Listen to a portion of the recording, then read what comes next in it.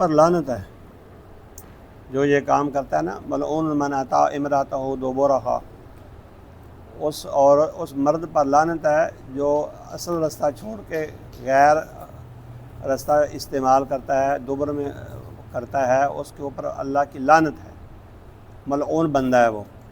عورت کو نہ ممکن حد تک جتنی مزاحمت کر سکتی ہے کرے، کہ اس کی اطاعت نہ کرے۔ اگر زندگی موت کا مسئلہ ہو تو پھر بے گناہ ہے، اگر زندگی موت کا مسئلہ نہ ہو، دونوں راضی ہوں اس کام پر، پھر وہ بھی اتنی گنہگار ہے جتنی مرد گنہگار ہے، اس کے اوپر لعنت ہے۔ تو اگر عورت روکتی ہے نہیں باز آتا تو عورت خلا لے لے، کتنا آسان کام ہے۔ یہ اللہ نے کہاں فرمایا کہ اس طرح کے بے دین بندے کے ساتھ رہو، کسی جگہ نہیں فرمایا۔ خلا لے لے، 2 پیسے کا خلا ہو جائے گا۔ ضرورت نہیں ہے، مسئلے کو جہاں سے کنٹرول ہونے کا امکان ہے وہاں بیان کر سکتی ہے، مدد جہاں سے مل سکتی ہے وہاں مدد لے لے، لیکن اگر مدد نہ ملے، کوئی حل نہیں نکلتا، تو پھر خلا لے لے۔